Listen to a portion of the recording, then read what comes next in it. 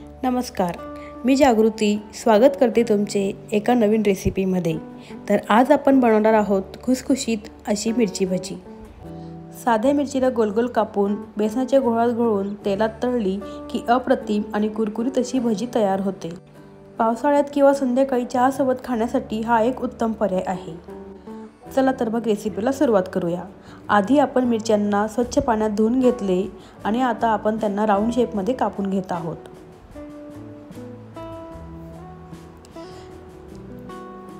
मिरच्या राऊंड शेपमध्ये कापून झाल्या की त्यातली बिया काढून घेऊ।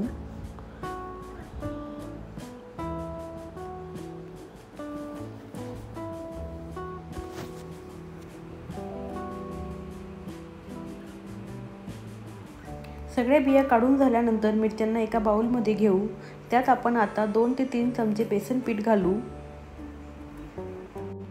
1 ते 2 चमचे असे तांदळाचे पीठ घालू।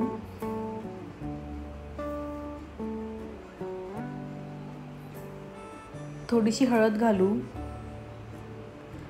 जिरेपूड घालू। धनेपूड, चवीपुरता नमक घालू आणि कोथिंबीर घालून सगळे जिन्नस एकत्र असे मिक्स करून घेऊ। आता यात थोडे थोडे करत पाणी घालू आणि सगळे जिन्नस छान असे मिक्स करून घेऊ। हे सगळे जिन्नस छान असे मिक्स झाल्यानंतर आपण याला आता तळायला घेऊ। मी कढईमध्ये तेल तापायला ठेवले होते। तेल हे छान असे गरम झाले की गॅसची फ्लेम लो किंवा मीडियम करू आणि थोडे थोडे करत भजे हे तळून घेऊ। 2 ते 3 मिनिट लो ते मीडियम गॅसवर सगळे भजे आपण तळून घेऊ। तर तयार आहेत आपले खुसखुशीत असे गरमागरम मिरची भजी।